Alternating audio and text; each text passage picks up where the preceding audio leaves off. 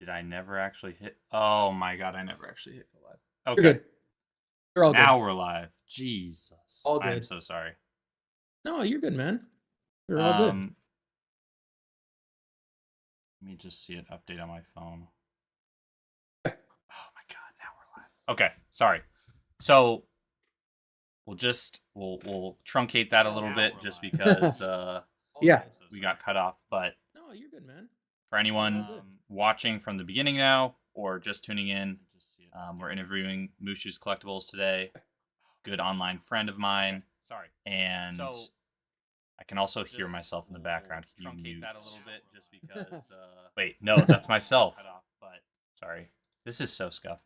Anyways, You're good. we've known each other for a while online. We're just now getting to meet each other in sort of an interview format, and very excited to have you here. Check out all his links in the description below. He was sort of going through his background. If you want to just re-summarize that really quickly and then talk about where you left off, sort of how you got your name and sort of the brand, that would be appreciated. Yeah. So first of all, thanks for having me. It's a honor and privilege to be here. I know my buddies Dylan and Amar have already been on Medikai and Pocket Pal, so very fitting that the third member of the DFW squad is on here. So my name's Milan. I've been in Pokemon ever since I was a kid. Grew up playing the card game, grew up playing the video game. I competed. You know, experienced how to play. Playing at Worlds, making all the friends in like the competitive scene, and then kind of dropped off because of school, but never really left it in the rearview mirror. And then COVID came, and once Logan Paul kind of blew Pokemon up, I went back to my parents' house and talked to my mom and was like, "You still have my collection?" And she's like, "Yeah, I mean, I was planning on tossing it." And I'm like, "Don't do that." So I took the gigantic like crate, brought it back to our apartment, went through it, realized I actually had some really nice like gold stars and shinings and stuff like that. Sold everything off, because I was like, I can do a lot with this. We got our house in Frisco, and that was a big blessing. But now, once Mushu passed like 2 years ago from cancer, it was just one of those things where you have a childhood dog, you've never really experienced death in your family because like I have my siblings, I have all my parents, my grandparents. I haven't experienced that, and so I was just like working and just like honestly just depressed, and I just thinking of some way to keep his legacy going. And what better way than making him the muse of like the business, like a fun business. Pokemon's all about fun. It's all about like enjoying life and just like meeting new people. And he's a golden retriever, right? So that's all he loved to do. Mm-hmm. And so I kind of leveraged AI, created this sort of like draft, had my wife edit it, and next thing you know, Mushu's Collectibles was formed about a year ago. It was last March. And so fast forward a year, uh, March, like last month and a half ago, I quit my day job in private equity slash investment management, and just kind of took this like full time. And I mean, it's honestly been like the best decision ever. I did Like I not know get you were to, full time. That's awesome. yeah, it's been 6 weeks now of going full time, and the Dang, so amount of fresh. growth. Yeah, Fresh yeah, out of the yeah, job. absolutely, Nice. absolutely fresh. I had to. This is my Congrats. day. This is my like job hat now. I have to. Whenever I'm actually home, I have to wear it. um, but yeah, I mean, all my friends, like all the DFW guys, they were all full time, and I was kind. They're like, we had like differentiating opinions because I had something stable, and then I decided to leave it to pursue full time, and it's honestly been like the best ride ever. The past 6 weeks, I got to go to Japan for for a week and a half. All the collecticons that have happened, like just seeing everybody. And after the show, going back and knowing that I'm not going back to a desk job has been one of like the best feelings ever. So super super excited to be able to do this full time, and like super excited to be able to hop on like like a live stream with you, hang out with everybody like multiple weekends in a month now. Like the freedom's just amazing. That is so awesome to hear. And sorry about Mushu, but I'm very glad that he gets to, continue moving forward with you. And especially now that you're doing it full time, it's like he wouldn't, I don't think he'd want it any other way. So you're Right. rocking with it. That's awesome. Yes, sir.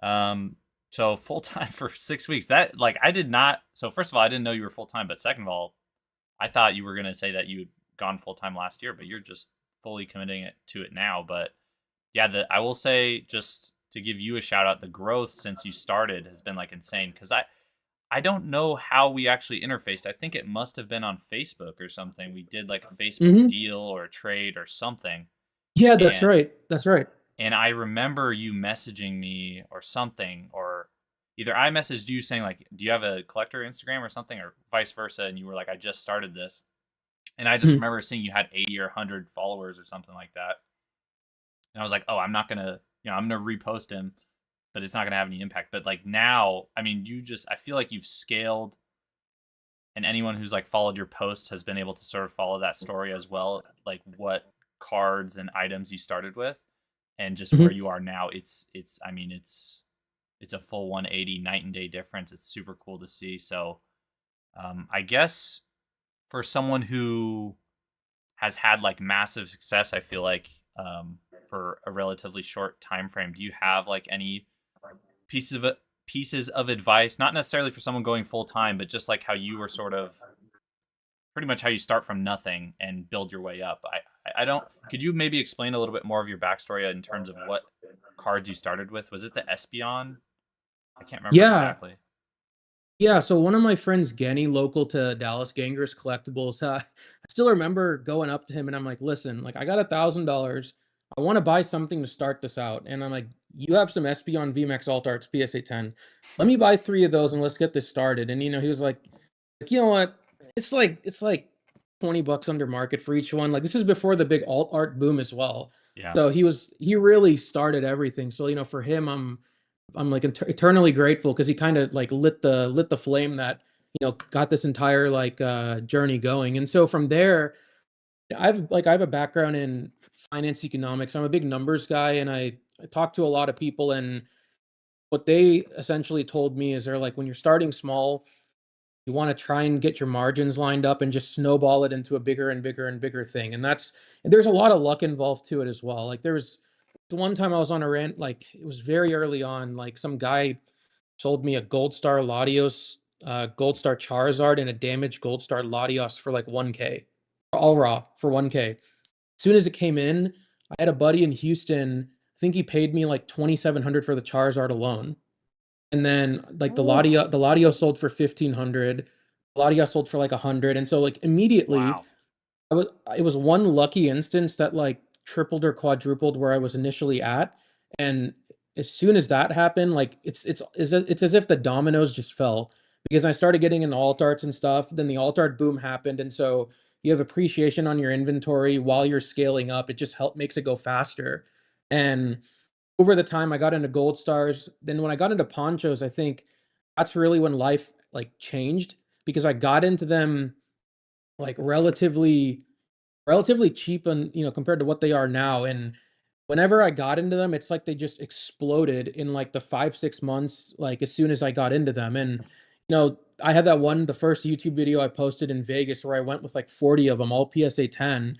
And everyone's like, I don't know how the hell you got this. I'm like, listen, like I got into these like cheap. I'm just trading up. I'm just trying to scale this up. And you know, I go back and I look at some of these pictures and I'm like, there's a lot of luck involved, but at the same time, it's also consistency. Like, you streamline into stuff that is doing well, and you learn that from experience, right? And you make good friends in the hobby. The scene in Dallas is huge, and so you get to see a lot of big names that have like there's Pack Battle, there's Metakai, there's Pocket Pals, all these guys that are doing so much like vendor POVs. You start watching them, you see how business is done, and you learn from it, and then you just take the advice and you just keep building with it. And that's really what happened. A lot of it was luck, but a lot of it was also like getting advice from good friends local.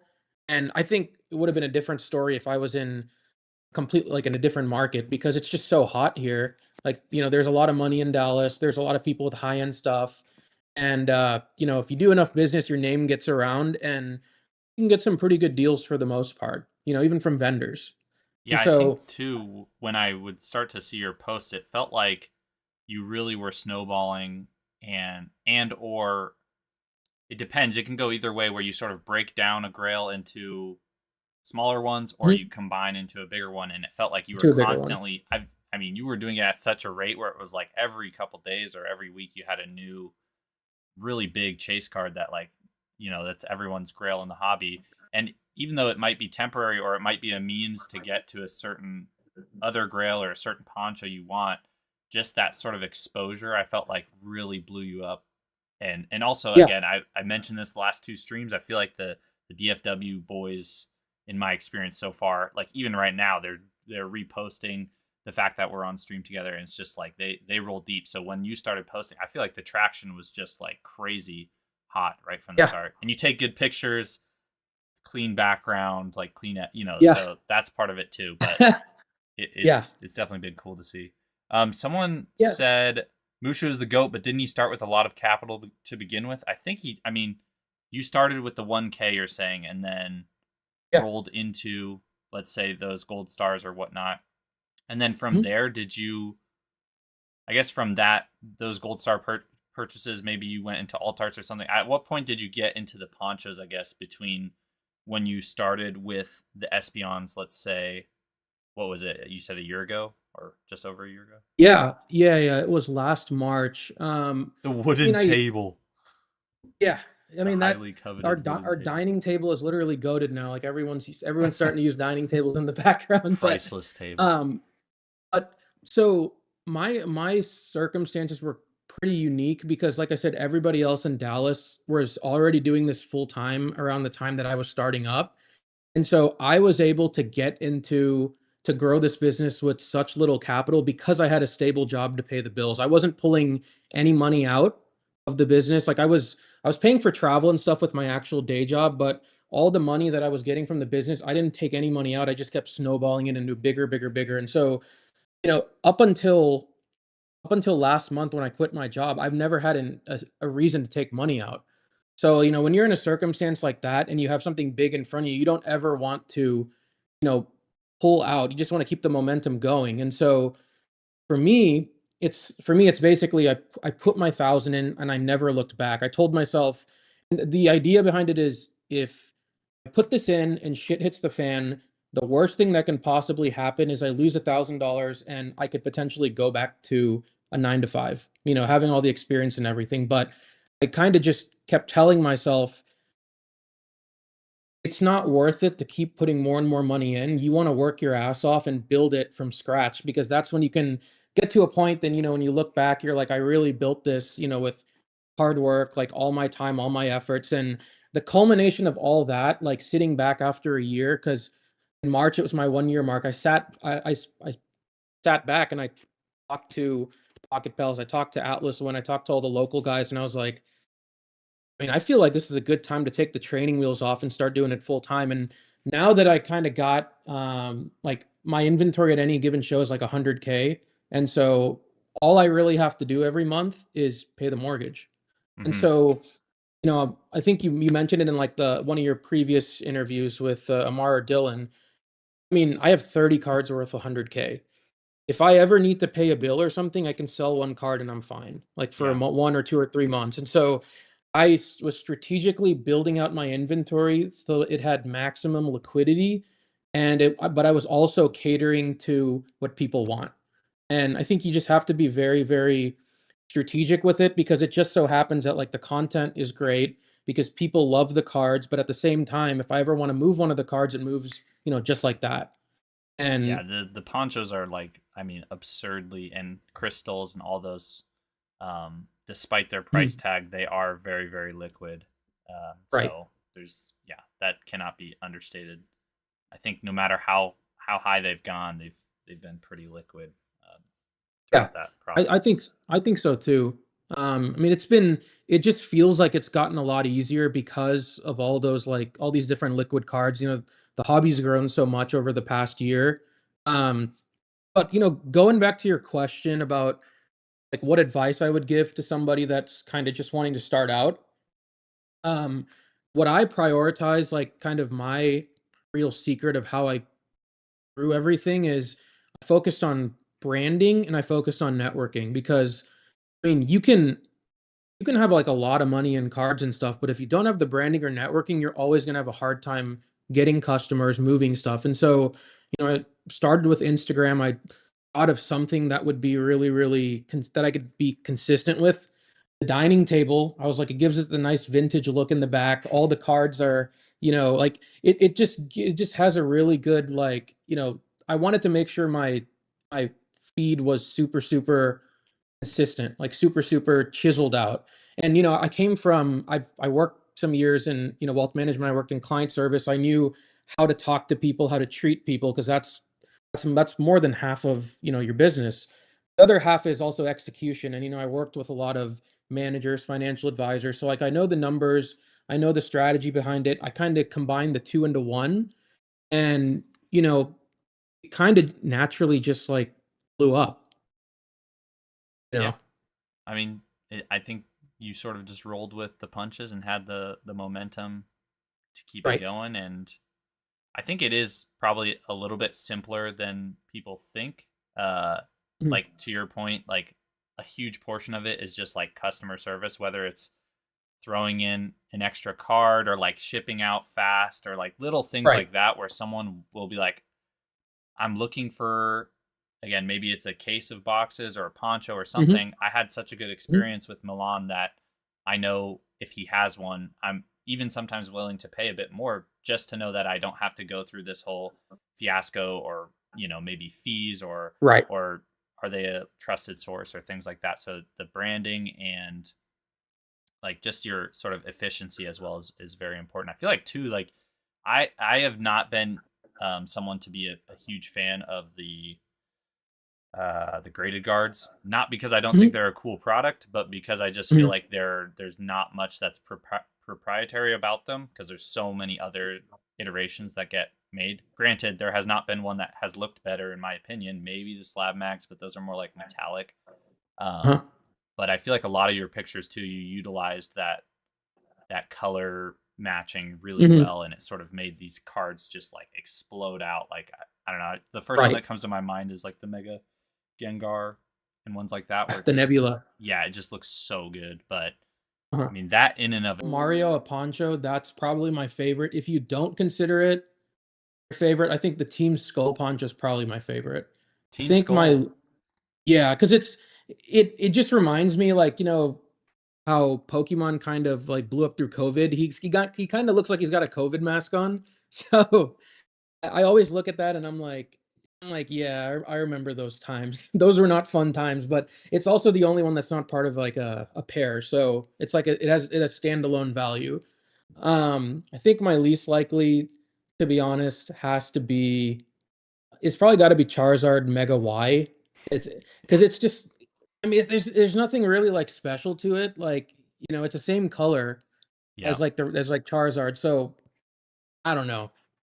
I would that was what I was gonna say was the Mega Charizard Y as the Yeah. least. As far as the most, Mhm. for me, I always liked the Magikarp the most, just because I Yeah. thought the actual suit. So for those that don't know, I actually had the Magikarp and the Gyarados at one point. Those were the only two. Well, actually, I had a couple nines of the Rayquaza and Luigi, but the Magikarp and the Gyarados, I shelled out big money. This is when I was still just collecting.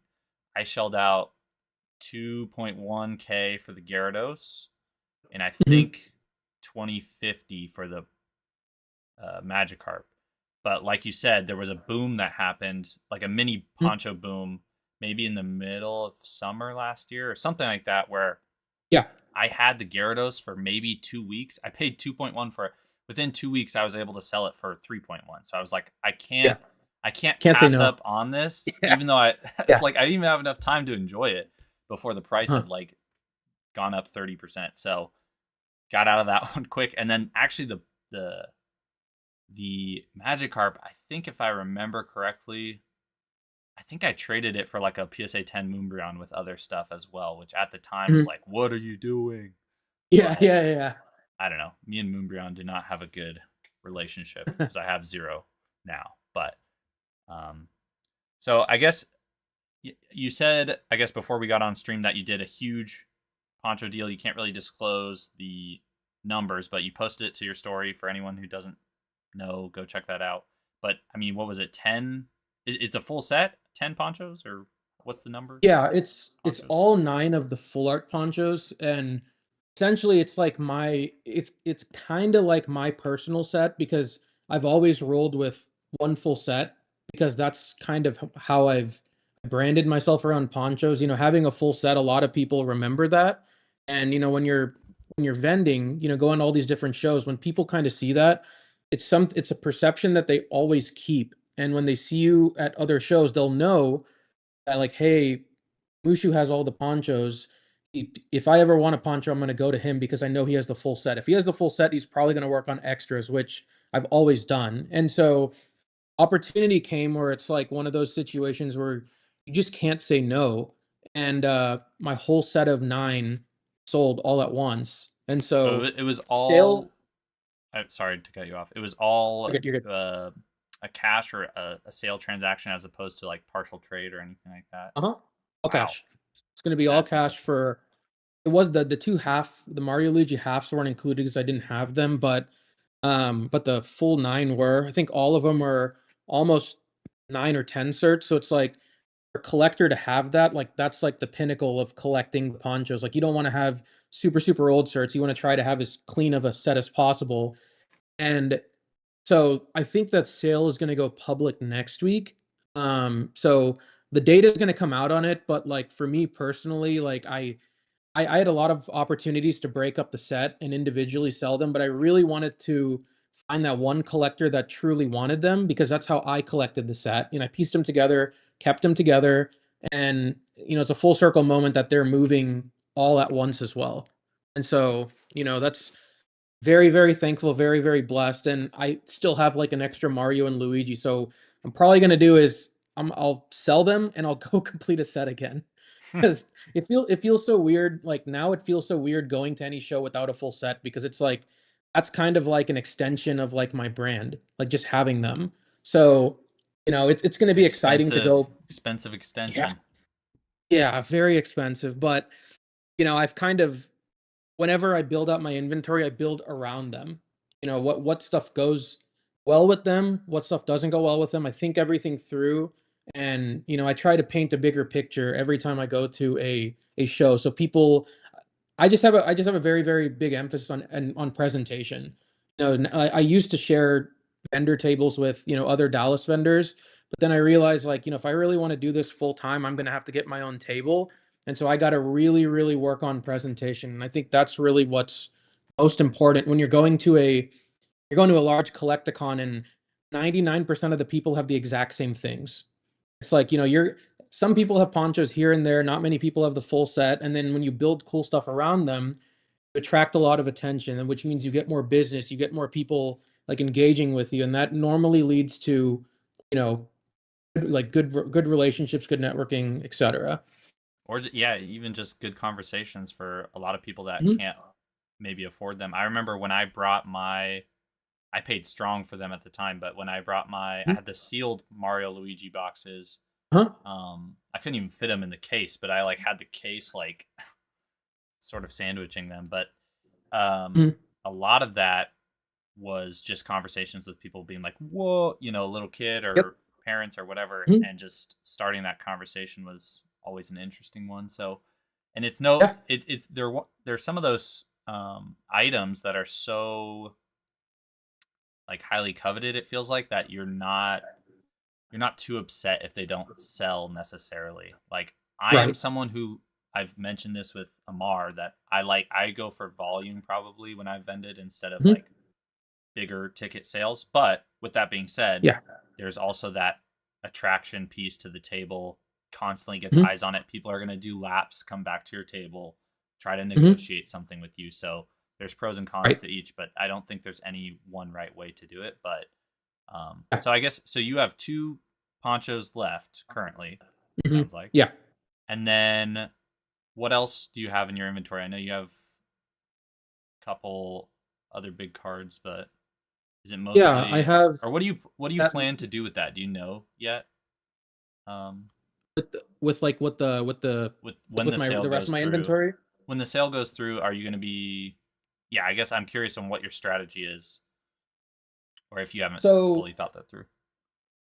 I'm definitely gonna go back and get the other 7 ponchos because the good thing about, being branded around them is what I've noticed that shows is when people have trouble this is what like other vendors when other vendors have trouble selling their ponchos, I normally get like a message or something like, "Hey, do you wanna buy these?" And it's normally at a time when I have like 15 or 20 on me at a time, and when they're getting to prices where they are right now, it makes more sense for me to trade into them than buy them because there's a lot of opportunities presenting themselves like here and there. Like you just want to get best bang for your buck. That's just like how any buyer wants to do at a show. Like you don't want to go to another vendor and have to pay like very close to market because then what's the point, right? Right. Like if you're trading, you're gonna buy the stuff you're trading at a decent margin and trade those out, ideally for like full market, and then you get into the ponchos that way. So I'm probably gonna focus on maybe probably buying those 7 and then buying some more vintage because it's nice to have a good balance. Miller Atlas, he has like a ton of mid-era and like vintage stuff. Marha Pocket Pals has a lot of like modern vintage like balance, and so kind of we want to be in between those two, as like we're all good friends, and like I look at everything they're doing and I take notes and like I use it, you know, take notes and I try and not necessarily replicate, but just take some ideas from each of them and build and make it like my own thing. And so crystals, like I went to Houston and I picked up 3 Lugias and 3 Ho-Ohs, and so like now I have those crystals sitting there. The 10s are too expensive, so I have the 9s because I think the 9s are more affordable, and I think there's a little bit more upside on them. Kind of just looking for value, if anything. Value, liquidity, vintage is doing well, stuff like that. That's kind of what I'm looking at. And like ironically, that's kind of what people people like that are buying in the stock market kind of do. Look at Ooh. that. Look at that. This playmat's way Did you too buy small. that specifically for this stream? No, no, no, That's so no. sweet. I've never really been too. Again, there's some vintage cards that I do like. I like a lot of EX era stuff mainly, but and I was never a big fan of the crystals until it's one of those things where like the more I looked at them and the more they'd Mhm. pop up, I was like, all right, I'll Yeah. give in a little bit. So the Lugia and the Nido King and probably Mhm. the Celebi too, I really like a lot. But yeah, it's very, very cool card. Um, Yeah. okay, well, let's see what else I have for you. So I guess what's your experience with vending versus online? Do you do a lot of sales online for this higher end stuff, or is it mostly just sort of like the not the medium, but like the interface for your business because it's more of like a marketing push in some ways as opposed to like I'm doing a lot of deals? Or do you have people that you don't necessarily see at shows that have interface with you online that you do deals with? Does that make sense? Yeah.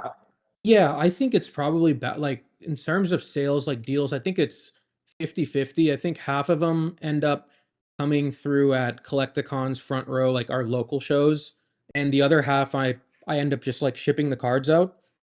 There's so many collectors on Instagram, and you know sometimes they can't make it to a show. And like I had somebody that was in Jersey that wanted, this was like 6 or so months ago, he wanted a Mario, and he's like, "Are you coming to a show in Jersey?" I'm like, "Well, I don't think there is one in Jersey anytime soon. So probably not, but I'm like, I can ship it." And I have like a references post on my Instagram too. So there's a huge track record on there. And like, if you want to do business, here's my references. I promise I don't bite. Like if you want a card, I got your back. And it's worked out really, really well. So I think it's a good balance, to be honest. And I can't really discount the fact that Dallas is such a huge market. So there are a handful of cards that move locally as well. So I guess it's all 3 of those different ways collectively. Yeah, it feels like Dallas is very much so a hub of like-minded. Up here in Washington, we have a couple. Like Front Row has Mhm, really like changed the game up here because before that, I just started barely vending in July, but mhm, and I've scaled it back even more now. But when Front Row started to come, I was like, yo, this is crazy. And now I feel like Front Row, I think I talked about this with Dylan. I would say Front Row is probably top 3, top 5. And I haven't even been to a Collecticon. I just based on the experience of like, a couple shows ago, they were expecting 3,000 people. They had 6,000 show up. It's like double the amount. mhm. I will That's say crazy. it feels like they may be shooting themselves in the foot a little bit because they've pretty much 1.5 to 2x their table counts now. And so Mhm, these mhm. upcoming shows in July are going to be 400 to 500 tables. I think for Yep. vendors, especially people like myself who maybe don't have this eye candy inventory, it might become pretty tough, especially.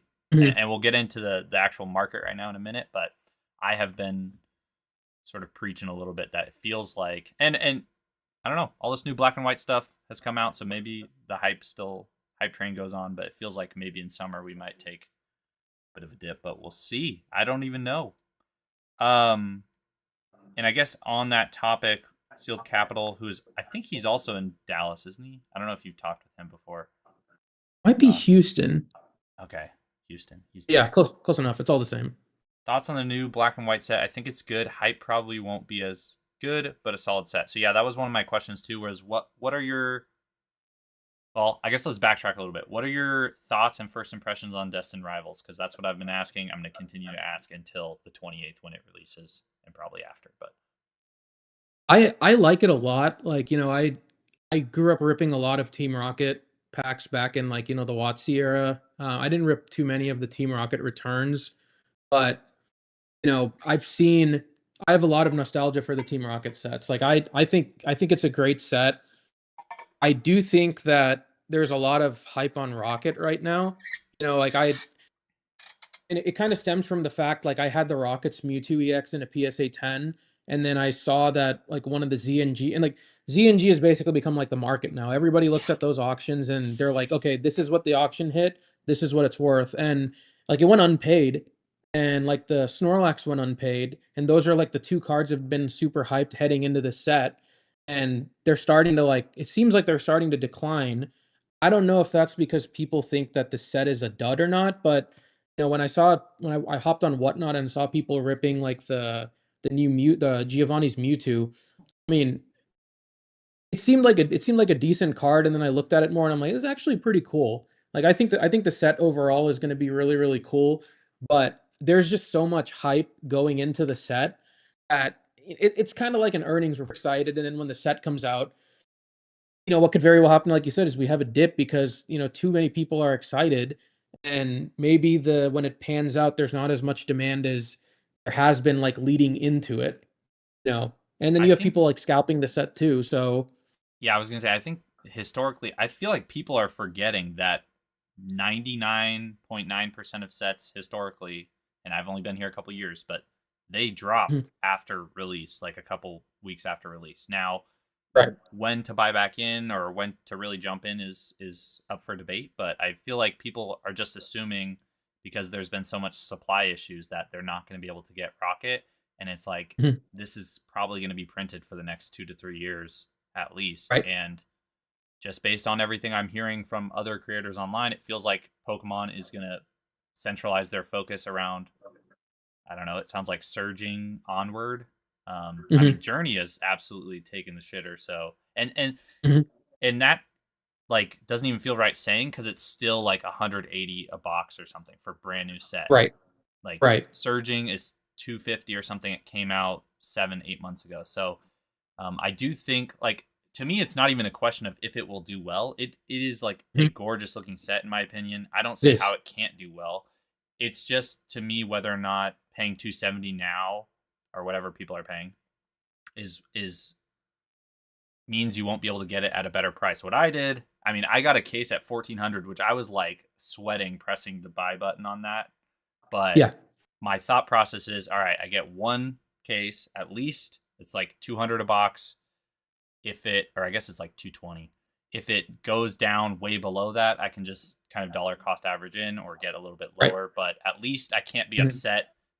That way, I can't be upset if it goes either way because I have some skin in the game, but not too much Right. to where I'm like over leveraged, I guess. So, Yeah, I but with agree. that being said, I have been. It feels like everyone now is really starting to push Sword and Shield. Rudy and a lot of other Mhm. content creators sealed. So I'm literally after this stream going to pick up a case of Lost Origin for twenty four Oh, hundred let's dollars. go. I don't know how I feel about it. My logic in that is like I don't know if people have been paying attention to Fusion Strike.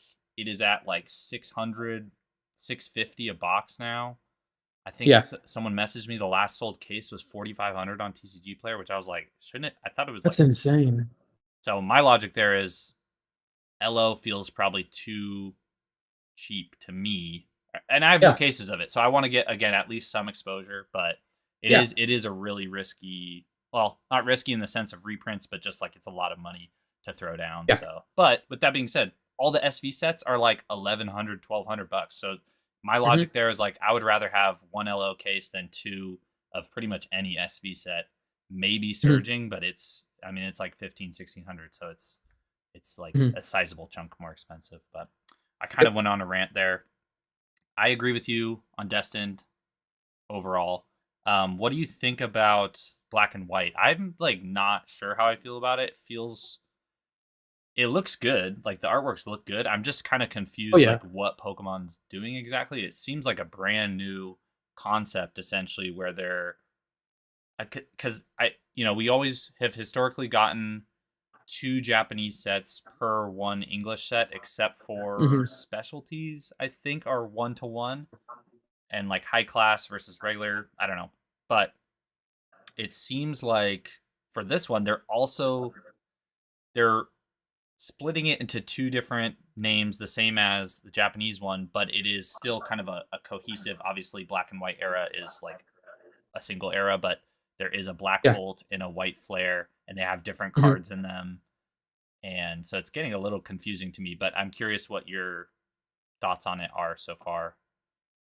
Yeah, I mean, so I ripped a lot of the black and white era packs, and it's just such a weird era. Like when they created the full arts out of that set, there was like the Tornadus, the Thunders, the Terrakion, Reshiram, Zekrom. Like they all looked really, really cool. I just don't know how many people are rooted to black and white. Like that generation. That's Unova. I think that's Gen 5. I remember playing those games too, but I don't recall seeing nearly as much hype versus the generation before, like the generation after. So that's why I'm a little skeptical on how that one's gonna do. And I think with between Destin Rivals, we have that, and then I think we have the 30th anniversary, right? Is that kind of sandwiched in between? Yeah, I think I is the 30th next year? Isn't it like Yeah, February or something? Let me yeah, see. something like Pokemon. that. I can't see my other screen. Anniversary date 25th, February 27th. So to be, yeah. So I think this set comes out in July. So yeah, maybe 6 months after that, or seven, Yeah, 8 months after that, we'll see the 30th. it's just really, really weird because I think cyclically, like every summer, there's like a period of, there's like a dip. And then like in Q4, I guess heading into Christmas, you kind of see stuff starting to go back up. And then in Q1 it starts dipping again. So there for the like I think for like the hobby to keep the hype, to keep like, the nostalgia going, that set's gonna have to do pretty well because it's gonna have to keep us kind of hyped and entertained until the 30th anniversary comes around. I don't know if it's gonna hit like all these other sets have been hitting. Like, I don't think so. I don't think so either. My stance on this has been so far that Prismatic 151 and now Destined, and I guess to some extent Paladin Fates, but specialty wise, Prismatic and 151 are like with Crown Yeah. Zenith, those are like the best by far. The value you get Mhm. out of Prismatic, it's terrible pull rates, but the value you get from those chase cards is unlike anything in any of these other sets. I Mhm. don't see how, again, it doesn't need to be a comparison 1-to-1. I just don't see how black and white can step up to that level. And Yeah. another issue that I don't think a lot of people are talking about is they're so like I think what's going to end up happening is because I guess they're doing art rare or illustration rare of every single Right. card. Yep. So with that, it's going to be an amazing looking set, especially for someone Mhm. like me who, like you said, I'm not the biggest fan of black and white because I literally stopped playing the games in Heart Gold Soul Silver. So it was like Mhm. just before that era. I loved EX era. I loved Diamond and Pearl, Platinum, all those. Mhm. Black and white, I was just like, what are these starters? Jumped Right. out. But if they have full arts for everything, it will definitely attract some eyes to it. I think it has it's kind of just an unfortunate situation where it lands in summer. It's coming Mhm. off the coattails of probably the most anticipated set we've seen in years and years.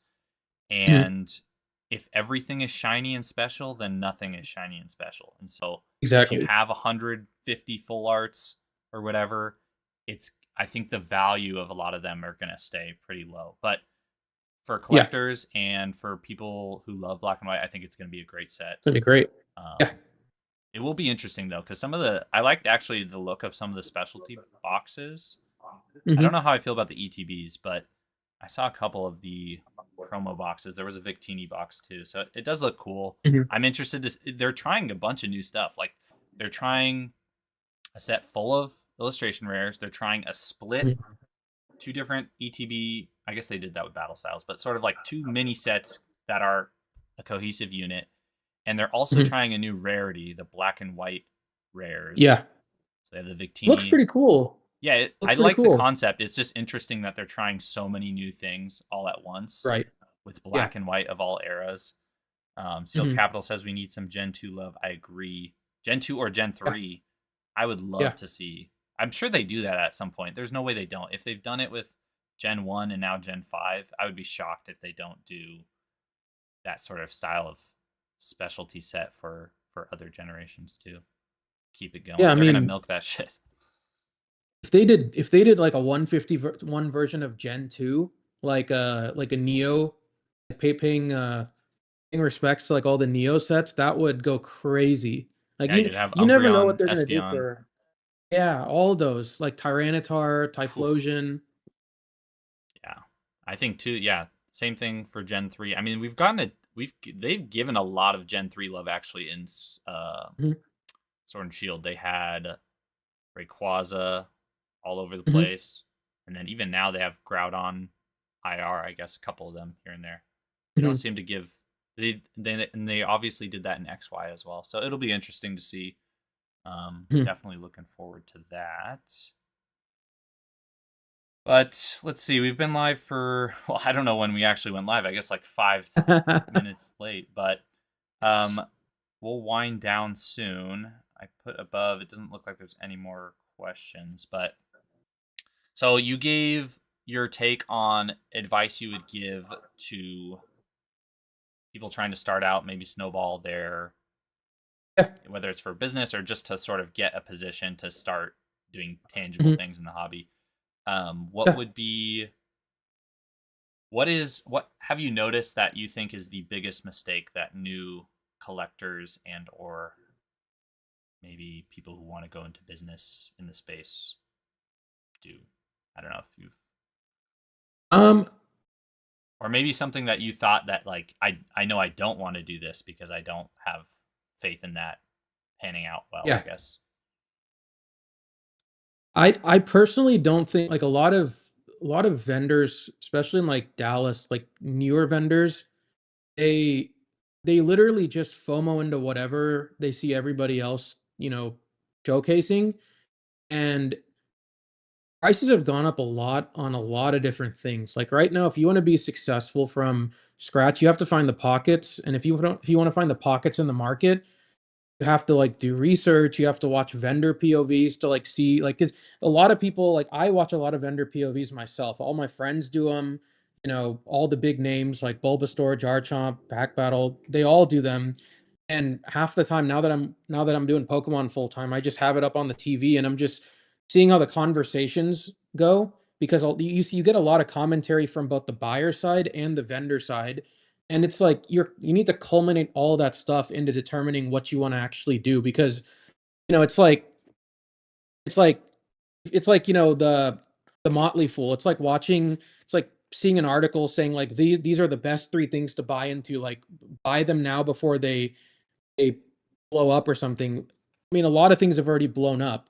It's like, I see people trying to get into ponchos when they're just starting out. I'm like, buddy, they've gone up so much. Like, the risk reward on the upside at this point, it's much less than it was 6 months ago. Like Yeah. alt arts, market's completely different now. We've seen the roller coaster. You have to be really knowledgeable and like put the time and effort into understanding how like the Pokemon market works, because it's so unique compared to like other different like sports cards, One Piece and all that stuff.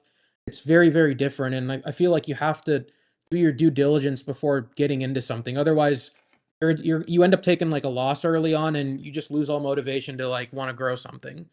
Yeah, I think that is like really valuable advice because the last thing you would want to do is like be passionate about this from like maybe a collector standpoint and then try to jump in and put like actual throw money down and then get Hmm. absolutely torched. Like I know probably like you're saying with all this FOMO buying, there probably was a lot of people that had that happen with illustration rares and just sort of these hyped up singles where I mean, someone who, if you buy a drowsy for $80 and it drops back down to $30 and you only have a couple Yeah, $100 of spend, like right. you've lost a huge portion of it there, which can be Exactly. pretty discouraging. But yeah, I think my takeaway from what you just said is maybe do a little more observing and not as much like at least starting out. Like it's fine to buy things Hmm. to test it out, but don't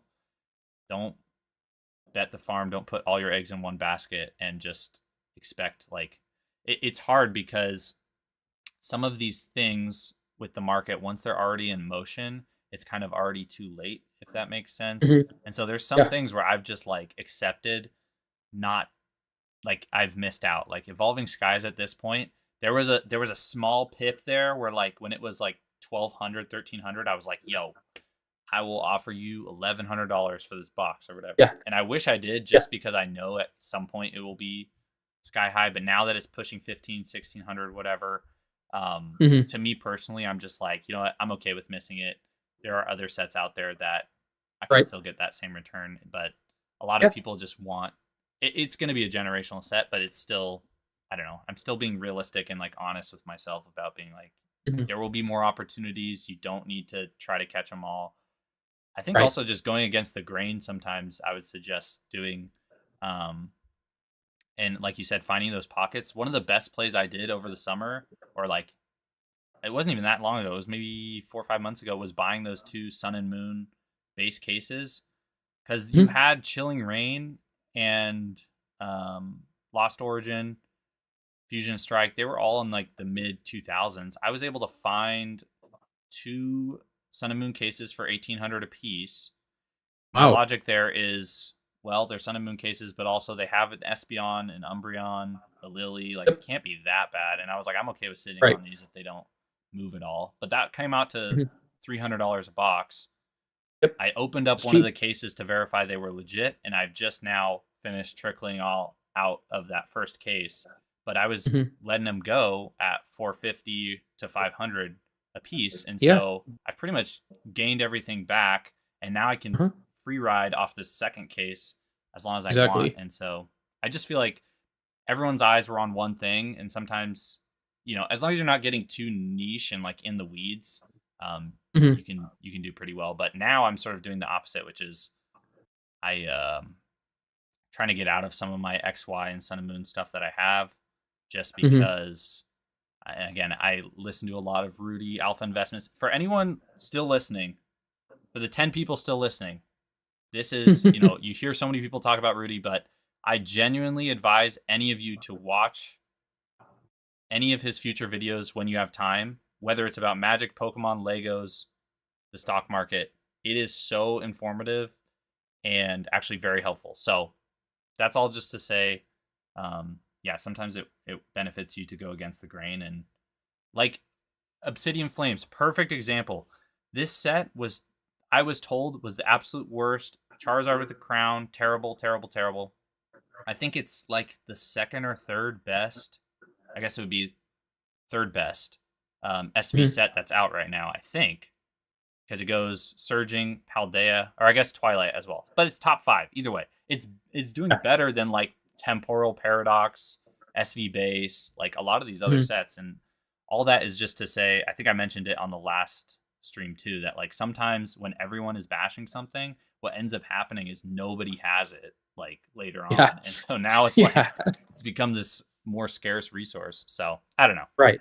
Those are just my thoughts on that. But yeah, we can wrap it up soon. For the 10 people here, drop any questions you have in the chat. Sealed Capital says thank you for that box. I did trade him a Sun and Moon box for 2 Paldea boxes and some Zell on top of it, so that was nice. But yeah, if anyone else has any other questions, let us know. Otherwise, we'll hang out for like 5 or 10 more minutes and we'll call it. But I think you did good, man.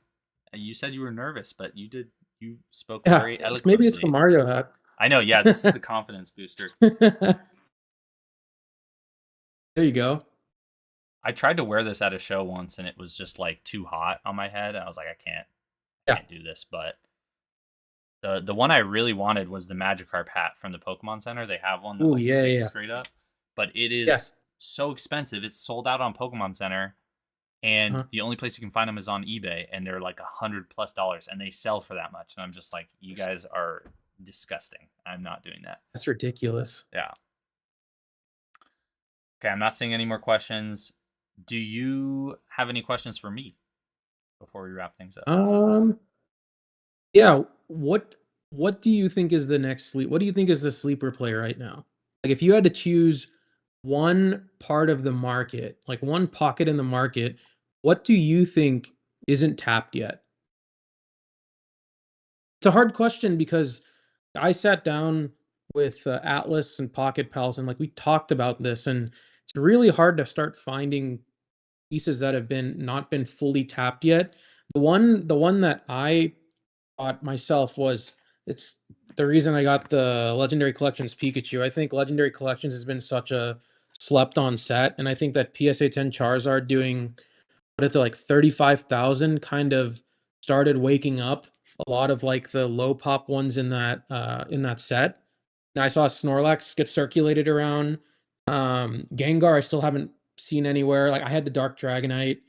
Um, and like some really good ones in there, but I feel like that Charizard might have awakened some crazy numbers in a couple of these. I'm not sure.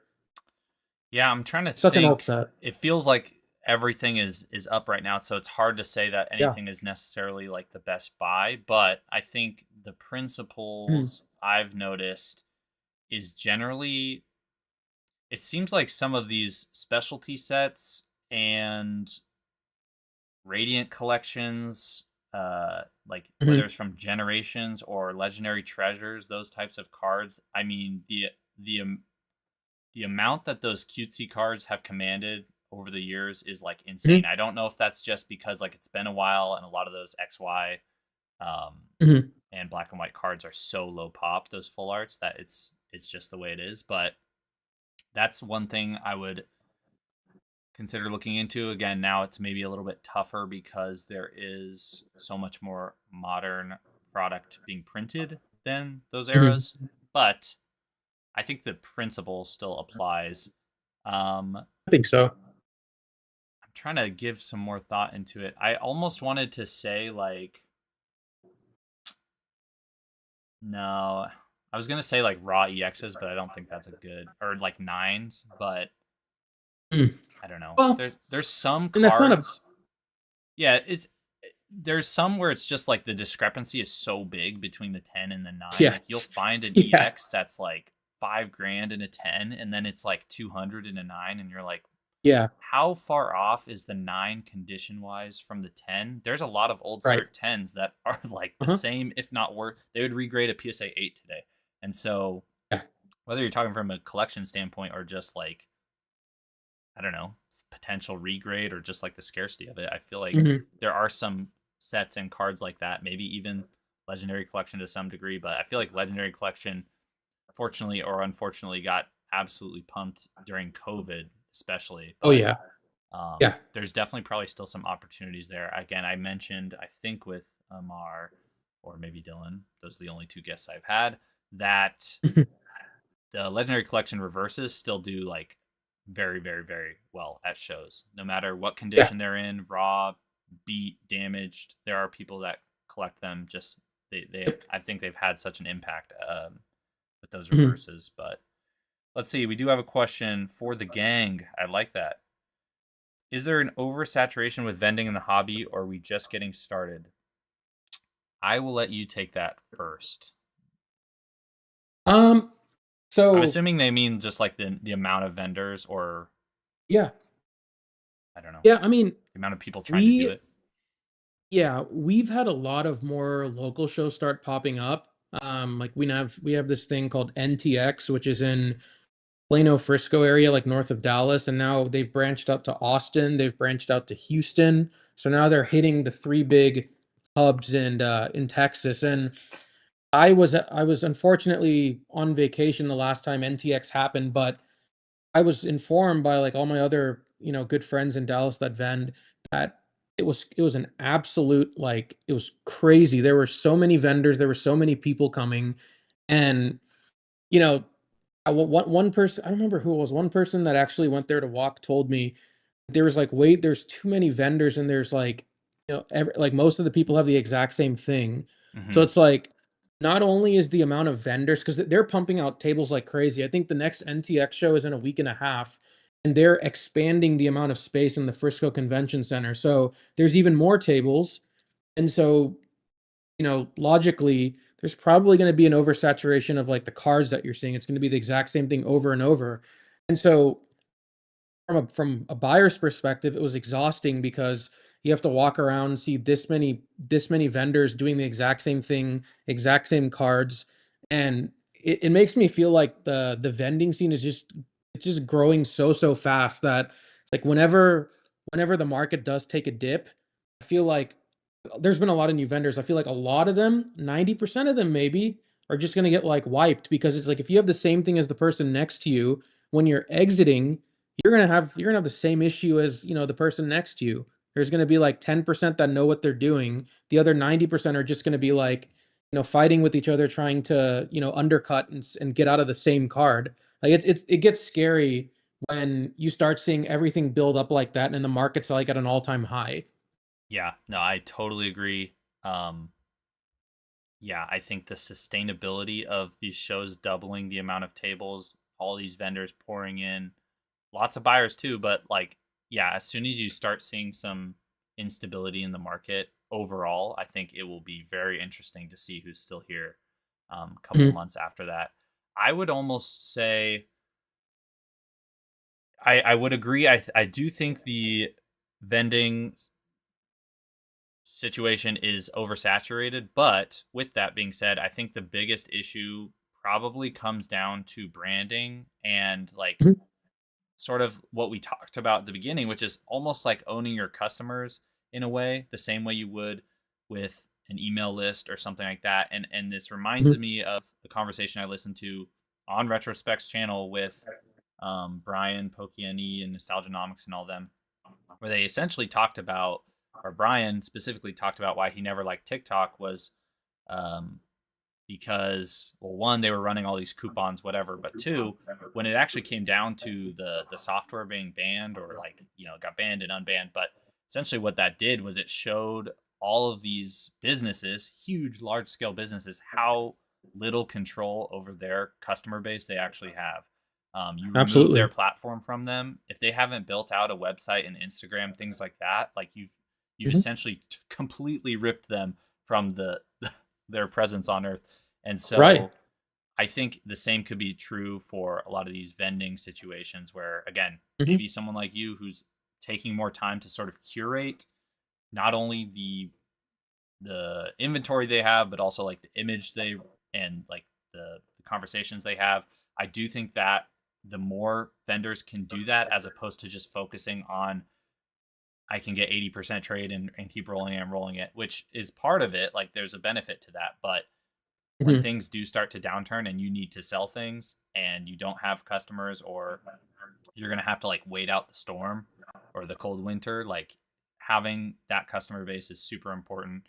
That's kind of Mhm. why I pivoted my account to be more. I haven't really gotten too deep into it, but I'm trying to like continuously iterate on um, these market posts because I'm like I've been slow to Mhm. roll on the YouTube videos, but also I get burnt out from the vending very easily. Like I don't Yeah. know how Oh people yeah. can do it full time, 4 shows Mhm. to 6 shows a month or whatever it is. It's just Yeah. physically exhausting for me because like I'll go talk to people for 8 hours and then I'll go home and I'm like I cannot. I have to shut off Mhm. like completely.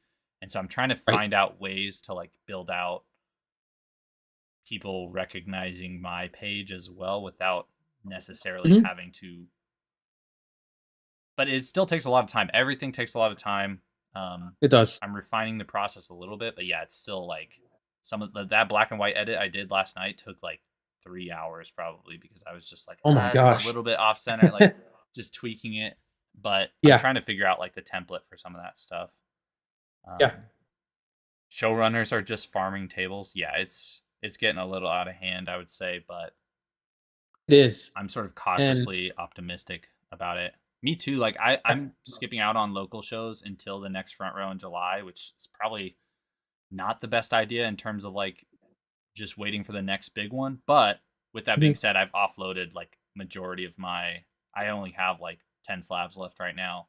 I still need Yeah. to list a lot of Makes singles, sense. but I'm trying to insulate Yeah. myself a little bit, either with sealed or with cash, to sort of, Mhm. if there is a market downturn after Destined, again, I'm not trying to speak that into existence, but I think too a lot of people, a lot of these other channels, Rudy included, mention also this Final Fantasy Magic thing. Like there's Mhm. going to be a couple events at the end of the month that extract so much money from the market that I think it's going to be tough to have that and then go into summer and just expect Right. like the buying to just continue. I could be wrong, but it Yeah. feels like that's going to be a tough situation. I know I'm going to be Mhm. outside more. I'm going to go camping and stuff like that. There you So we'll go. see. Yeah. Yeah. Can't forget to touch grass after working Oh this yeah. much. Like all these freaking shows. Like I've been getting burnt out too, but you always pick up some like new sort of like tidbit. Like when I went to Atlanta, the first Collecticon, I think it was the first Collecticon of the year. I walked around and you know, when we went to front row, we saw no ponchos. Like we went to Seattle, we saw like no Yeah, I ponchos. think you guys were like the only And ones at the front there. yeah, yeah, and Vegas was the exact same thing. And we went to Atlanta, everybody had ponchos. Like Hmm. Amar was telling me, he's like, dude, there are so many ponchos here. And the crazy thing, I walked around, I saw maybe 20, 30 Marios. And guess what happened? Around midday, we're literally facing, and this also shows how important branding is because our table was facing the freaking wall, like on the other side of the entrance. Some guy came to me, pointed at my Mario, and paid 9,000 for it. It's like, Amidst the sea of Marios there, you mean? yes, yes. It's 30 like others. Yeah. you have all the people that have like 10 tables and stuff that have Marios and stuff. It's like you're literally seeing all of these. You come to the back and you pay the exact same price as the people up there. Like there's got to be a reason why. Like there's no logical reason anyone's going to go wait that long to go buy one when they could have gone to the front and bought it from somebody with all these big tables and stuff. I don't know. No, But I think it that just I think just being aware of that is like being yeah, socially aware of that situation is actually pretty telling, and just probably also just helpful in knowing that you're probably doing the right thing in some regards right. in terms of Yeah, like maintaining a customer base, or yeah, just even just learning how to break down why that interaction happened that way is, yeah, I think exactly. Yeah. pretty cool. um Yeah. It's definitely interesting. But we'll see. I mean, there's a lot of shows starting up over the next 2, 3 months. Like we even have Card Party at the end of next month, which I've never been to, but all the influencers are gonna be there, and it's the last week of June, like right before July. So it's gonna time-wise, it's gonna be really interesting how the market kind of unfolds over the next 2 months. isn't there a card? Oh, it's in October. Okay, I'm doing that one. There's a card Yep, party. So there's October a and card June. party, yeah, in June in Tampa, and then there's a card Huh? party in October in Seattle. So I should be there. But let's see. Yeah. All right, man. Well, I think we can wrap it there. That was a fun chat. I feel like we were pretty engaged the whole time. We retained. I saw it Yeah. got up to like I mean, I try not to look at it anymore, but we got up to 17 viewers at one point, so that's the most I've had so far. So Let's go. we've inched more and more every time, and hopefully we can have you back on again for the 10 people that are still around. Mushu's Collectibles, check him out in the description down below. He has an Instagram as well as a YouTube where he does some vendor POVs. I don't think I properly shouted out Dylan and Amar, my last two, but this is a learning experience for me. But yeah, thank you so much for coming on, and I look forward to chatting with you again soon. And yeah, praise Mushu. Yeah, I appreciate it, man. Thanks so much for having me on. It's good to do something different and be able to talk to somebody else aside from like all the Dallas peeps and give other people the opportunity to also listen in. You know, I hopped on to the one that you had with Amar this past week while I was traveling, and I had it on speaker while I was eating with my parents, and they're like, "Who the hell is that?" I'm like, it's my buddies. Like, just let me listen to him for a little bit." Dude, You know, so Amar's got a podcast voice for sure. He needs to. I know he mentioned he oh was yeah, gonna do that potentially with you yeah, guys, figure something out, yeah. but he needs to. He was carrying me that podcast. I'm not gonna lie, but Oh, he's so much fun. he's He's still in so the much fun to chat. What's talk up, to. bro? All right, we'll wrap it there. I hope you have a good rest of your night. Yeah, you too, man. And yeah, we'll stay in touch. Yeah, and hopefully I see you soon. I mean, we'll be at Card Party in Seattle as well. Hopefully I get to see you before that, like 5 months from now. Yeah, are you doing either of the front rows? I'm doing 2 back-to-back in Portland and Seattle in July, but I don't think I have The anything planned. tables, the tables keep selling out. Like they keep pre-selling them to the people that are already there. Yeah, So you just do never they get the not do that at chance. Collecticon? They don't like sell No, them yet. So no. that's part of the issue, I think, is that it doesn't give. They're a little bit. And hopefully, they're not watching this, but they're a little bit bougier in that sense, where Yeah, they I really agree. want to retain their vendor clientele. But with that being said, Yeah, they're going to double the tables, I guess. So that maybe this was their plan all along. I don't know. maybe. Yeah, we'll see. I'm looking forward to doing another front row if I can get a table. I Hey, if I have no inventory, you can have my table. So love it. I love it. I'd love to come back out to Seattle too, because that was like my first front row, and I was thoroughly surprised with how well that went too. well, and based on what you said, maybe you can come back and control the poncho market again Yeah, if you have bring them all all of them. over. Yeah. All right, man. Take Appreciate it you, Zach. easy. Yeah, appreciate you. And we'll chat soon. Yep, sounds good, man. Take care. All right, you too. Yep. Later. All right, peeps. Thanks for watching. Oh, where's my camera? I don't know where my camera went. Thanks for watching. You're watching Disney Channel. We'll catch you guys next week. Hopefully, same time, same place. Tuesday, 5 p.m. PST. We'll see you then.